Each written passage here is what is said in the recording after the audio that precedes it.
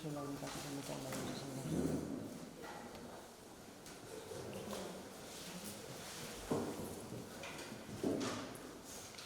Bueno, buenos días, vicepresidente, director general, director del Instituto Geográfico, señoras y señores, buenos días. Simplemente decir que el consorcio, en nombre de su presidente, el general César de Cea Quijano, que no ha podido estar presente hoy, se complace en recibirles y sobre todo en recibir esta exposición que creemos que no tiene parangón con otras exposiciones que hemos tenido en el Castillo, en la Ciudadela. Y simplemente decir, vicepresidente, que estamos abiertos, nos complacemos y nos honramos de poder colaborar con la Diputación General de Aragón en todo aquello para lo que le pueda servir la Ciudadela y ser útil en cualquier ámbito de la Diputación. Muchas gracias.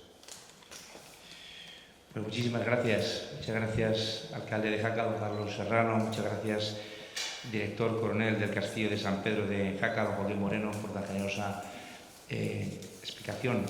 Bienvenidos también a todos ustedes a la inauguración de la exposición Aragón, cartografía de un territorio, que con alegría damos a conocer en un escenario idílico como es el Castillo de San Pedro de Jaca. Un lugar emblemático para la historia de Aragón que no podía resultar un mejor escenario para esta exposición. Ofrecemos 30 obras que van desde 1641 a 1898, que muestran la evolución de la representación cartográfica de Aragón. En este magnífico escenario de la Ciudadela de Jaca, en esta exposición van a poder contemplar obras en distintos formatos y con diferentes objetivos. Todos ellos, eso sí, originales y procedentes de los fondos públicos del IGEAR, es decir, del Instituto Geográfico de Aragón. Unas obras seleccionadas por los comisarios de la exposición, que son don Fernando López Martín, que ha dicho que es el director del IGEAR, y doña Consuelo Susín López, que es documentalista también del IGEAR. La representación cartográfica del territorio ha sido objeto de interés desde hace muchos siglos con diferentes objetivos políticos, militares, educativos, y en muchas ocasiones se usaron visiones y perspectivas que distorsionan la realidad. Es muy conocido hoy en día que la proyección cartográfica más utilizada, la proyección Mercator, distorsiona el tamaño real de los países, pareciendo más grandes e importantes los situados en la zona templada de los continentes y empequeñeciendo hacia los polos. Es una visión eurocéntrica y distorsionadora, aunque útil ante el problema de trasladar una esfera irregular a un mapa. Por ello es importantísimo estudiar y descubrir cómo se ha representado nuestro Aragón en el pasado y desde distintos objetivos e intereses. El IGEAR ya mostró en los años 2018 y 2022 las exposiciones Aragón en el mapa y Aragón, cartografía e información geográfica, que permitieron dar a conocer el valor del patrimonio cartográfico de Aragón. Estos hitos impulsaron la formación de una cartoteca de obras antiguas por parte del IGEAR, que en la actualidad conserva mapas, planos y atlas de los siglos XVII al XIX. Nuestro objetivo es ponerlo a disposición de la ciudadanía a través de los catálogos, visores geográficos y aplicaciones. 2 años después de la exposición a la que aludía anteriormente, la de Aragón, cartografía e información geográfica, queremos comenzar esta etapa mostrando una selección de los fondos de cartografía antigua del IGEAR y que puedan visitar las provincias aragonesas. El hecho de que podamos mostrar la visión del territorio aragonés a través de los documentos cartográficos nos ayuda a comprender mejor nuestra realidad. La cartografía y la información geográfica están siendo ya la base de la toma de decisiones en muchos de los ámbitos de la vida del ser humano, siempre de la mano, como es lógico, de los avances tecnológicos. Quiero recordar también que Aragón es la única comunidad autónoma que ha desarrollado una infraestructura de conocimiento espacial, cuyos datos y tecnologías han permitido un ahorro de 2 millones de euros a todos los aragoneses en 2023. Insisto en mi agradecimiento más sincero al consorcio del Castillo de San Pedro de Jaca y a su director, el coronel don Joaquín Moreno, por la disponibilidad y por las facilidades mostradas para albergar esta exposición y que hoy podamos inaugurar esta muestra. Y solo me queda desear que la muestra sea de interés de los ciudadanos y visitantes de la misma, intentando que conozcan y entiendan mejor lo que fue, lo que es y lo que será Aragón. Muchas gracias y doy paso a don Fernando López, director del ICEAR. Muchas gracias, vicepresidente, alcalde de Jaca, director general, director del Castillo de San Pedro de Jaca. Simplemente indicar que a continuación de la rueda de prensa pues haremos una visita guiada en la que podremos explicar detalladamente un poco las intenciones de todo lo que ha expuesto el vicepresidente sobre las cartografías que se están mostrando en esta exposición y fundamentalmente indicar el valor patrimonial que tiene la cartografía, en el que todos los que puedan visitarla van a observar que estamos hablando de auténticas obras de arte, pero obras de arte que además tienen una finalidad, en su momento han tenido una finalidad y un uso que, como bien indicaba el vicepresidente, es el de la toma de decisiones, en cada momento desde una orientación distinta, desde el poder que encargaba la realización de esa cartografía. En la exposición quiero hacer hincapié en que vamos a mostrar 30 mapas, son 32 obras porque hay dos mapas que están divididos en dos partes. Como indicaba bien el vicepresidente, del siglo XVII al siglo XIX, es una parte muy importante del patrimonio público que gracias a la voluntad desde la orientación política ha permitido que vayamos adquiriendo estas obras de las manos privadas a fondos públicos y que ahora ponemos a disposición de la ciudadanía. Insistir también en que todo lo que van a poder ver en la exposición son obras originales. No hay ni una sola reproducción, ni un solo facsímil, son todo obras originales, la mayor parte de ellas con antigüedades superiores a los 300 años, a medida que nos vamos acercando lógicamente menos, en un estado de conservación muy interesante para poder ver con detalle, y se puede observar pues, cómo evoluciona la forma de representación del territorio, cómo aparece representada la toponimia de diferentes maneras, cómo responde a diferentes intereses y por lo tanto vamos a poder ver, como concluía el vicepresidente, cómo veíamos y cómo se cartografiaba el territorio aragonés y cómo poco a poco se ha ido plasmando y reflejando esa imagen a lo largo del tiempo. Yo me pongo a disposición, lógicamente, para no alargar esta intervención, para cualquier consulta y cualquier pregunta técnica, junto con la otra comisaria de la exposición que está en el público, que es Consuelo Susín López, la documentalista del Instituto, y por lo tanto estamos a disposición para cualquier cuestión de carácter técnico que quieran consultar. Nada más. Muchas gracias. Vale, si hay preguntas primero sobre la exposición, después sobre vamos a hacer, con el permiso del vicepresidente, va a hacer el vicepresidente entrega de una reproducción facsímil, en este caso sí, una reproducción facsímil de uno de los mapas que está en la exposición al coronel director del Castillo de San Pedro de Jaca, para que se quede dentro del patrimonio de la ciudadela como una muestra de nuestro agradecimiento por todas las facilidades que han mostrado para esta exposición. Presidente.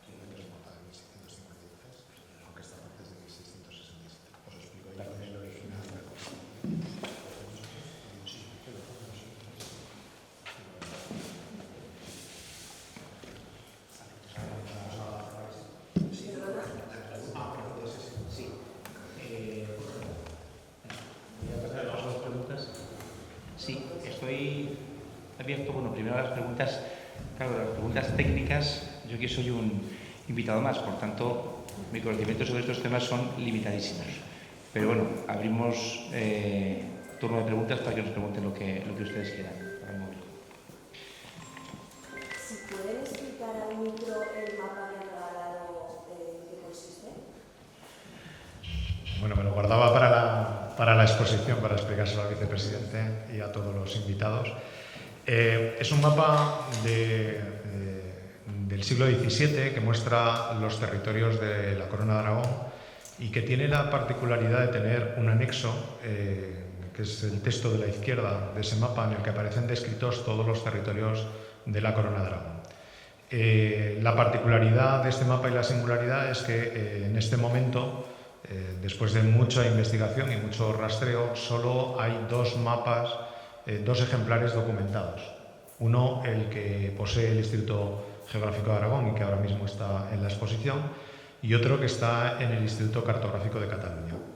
Entonces, la gran singularidad es que solo hay dos ejemplares conocidos, que es un mapa que representa los territorios de la Corona de Aragón a la derecha, y además son de fechas distintos. Sabemos que bueno, pues desde el primer tercio del siglo XVII, la parte cartografiada, es ya de la segunda mitad del siglo XVII el anexo con la descripción de los territorios de Aragón, y evidentemente, bueno, la particularidad, como digo, es que solo haya dos ejemplares conocidos, y que, bueno, el que estamos mostrando es difícil de ver porque habitualmente el Instituto Cartográfico de Cataluña no suele mostrar este mapa.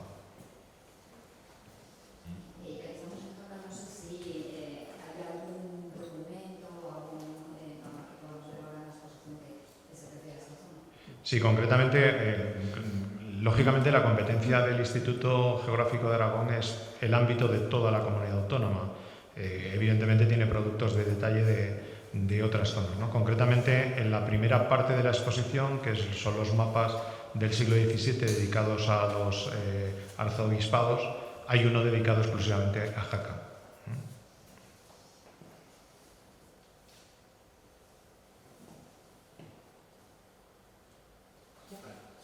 Bueno, pues vicepresidente, Sí. el tema de ayer por la tarde y del día de hoy, la admisión del recurso de inconstitucionalidad, etcétera, etcétera, ¿qué opinan y qué van a hacer? Bueno, yo he dicho que la interposición de este recurso me parece irrelevante, absolutamente, porque mientras Vox esté en los gobiernos y mientras Vox esté en el gobierno de Aragón, esa sectaria y liberticida ley de memoria democrática no se va a restaurar, no se va a volver a poner en funcionamiento.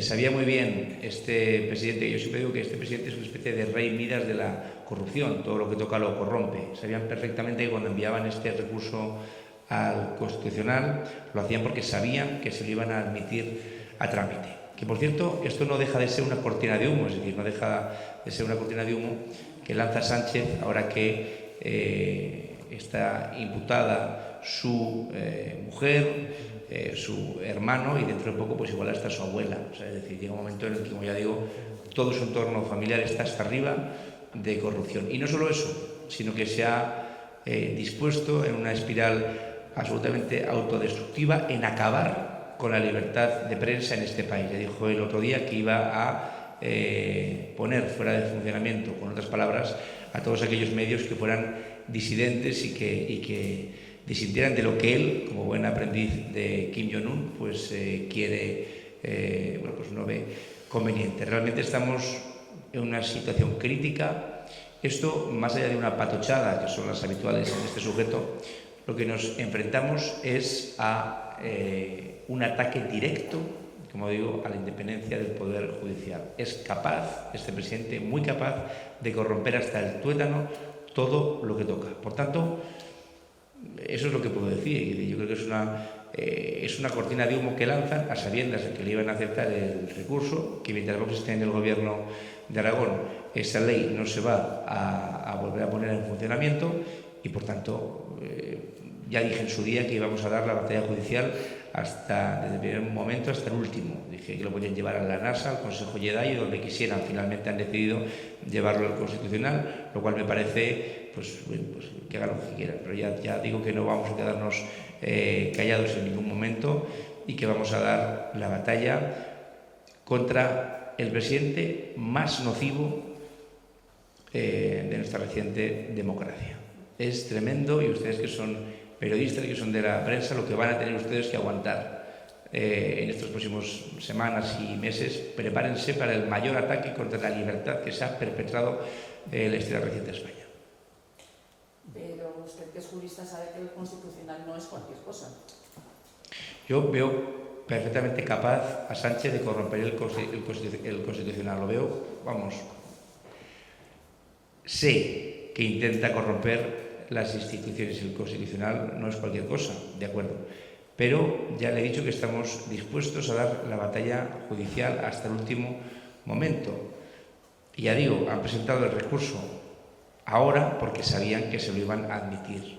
Pero que no es nada, es decir, primero el recurso, pues es un recurso, vamos a pedir que se levante la suspensión cautelar de la derogación, como es lógico, pero no tiene ningún argumento jurídico, más allá de, ellos, o sea, lo que ha pasado es que se ha admitido a trámite, el recurso se ha admitido a trámite, nada más. Ahora queda ver cuáles son las explicaciones jurídicas de un lado y de otro. Fue una ley, la ley de la memoria democrática fue una ley que se aprobó, lo reconozco, de una manera legal y de una manera respetando las mayorías democráticas de la Cámara, es decir, atendiendo a las mayorías naturales que había en la Cámara. Bueno, pues se ha derogado consiguiendo los mismos trámites legales y también con la mayoría emanada de las urnas. Es decir, y hay muchas comunidades autónomas que no tienen una ley de memoria, entonces ¿qué están diciendo de que es algo anticonstitucional? Si hay muchas comunidades que no lo tienen. Es decir, había vida y había libertad, sobre todo antes de que llegara la ley de la memoria histórica. Y a partir de ahí, pues hemos pasado, digamos, a un descenso a los infiernos, donde ya digo, este presidente está dispuesto a corromper absolutamente todo, y veremos cuáles son los argumentos jurídicos, tanto para la suspensión cautelar como para ver cuál es el resultado de esta batalla judicial. Pero ya digo que yo lo veo sencillo, es una ley como cualquier otra que se aprobó siguiendo una tramitación en las Cortes y con unas mayorías necesarias y que se deroga de la misma manera. Con lo cual, que me digan por qué esta ley es superior, mejor, no sé, y que es tan necesaria cuando hay otras comunidades que no la han tenido. Y como ya digo, había vida y más libertad antes de que estuviera esta ley en vigor.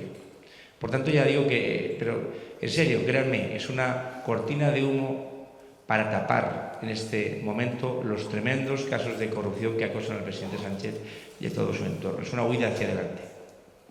Ante esta tesitura, ¿reconsideraría el ofrecimiento del Gobierno central de sentarse a dialogar si se lo ofreciera de nuevo? No, es que no hay nada que hablar. O sea, yo ya le dije al ministro Torres que no aceptábamos extorsiones de ningún tipo. No aceptamos extorsiones de ningún tipo. No pueden venir y decir, oigan, como no nos parece bien que ustedes hayan derogado legalmente esta norma, lo que vamos a hacer es decirles que o la derogan o le llevamos, como ya dijeron, a la ONU o donde fuera. Y eso es una amenaza. Eso se hace entre juristas, pues se hace cuando quieres llegar a un acuerdo con la otra parte y entonces, oye, o llegamos a un acuerdo o te meto un pleito. Y esto es lo que hacía este ministro. Como no nos gusta lo que ha hecho, o nos sentamos a dialogar en una escenificación que ellos querían hacer para que nosotros reculásemos y poder filmar o fotografiar esa imagen de nosotros sentándonos a negociar el qué. La derogación de una ley de hace 6 años, que se aprobó siguiendo los trámites legales y que ahora se deroga siguiendo los trámites legales, es que no tiene ningún sentido, es que no tengo nada que hablar con este ministro, ni tenemos nada de que hablar. Y cuando nos hicieron esos ofrecimientos, que ya no los hacen, los cuales, como ya digo, pueden ahorrárselos, era porque estábamos en campaña electoral y, por tanto, pues querían apuntarse un tanto con eso. O sea, ellos están centrados en el tema de los votos, en el tema de agradar a los separatistas catalanes para poder seguir en el poder unos meses más, y luego ya Dios o Satanás dirán. O sea, es decir, eso es todo lo que ellos hacen. No hay mayor cálculo, no hay mayor historia. O sea, es decir, a Sánchez, en el fondo, la ley de la memoria histórica le importa un bledo. Lo usa como un argumento, pues, de confrontación política. A él no le importan los huesos que hay en las cunetas, igual que no le importa el futuro de los vivos, ni le importa la democracia en este país o la libertad en este país. A él le importa a él, nada más. ¿Alguna cosa más? Pues muchas gracias. Vamos a hacer una exposición, ¿no? Lauri, ¿puede ver con incluso tal vez si me hablan con micro los que son... Vale, pero me va a producir para que no me pueda grabar, que no me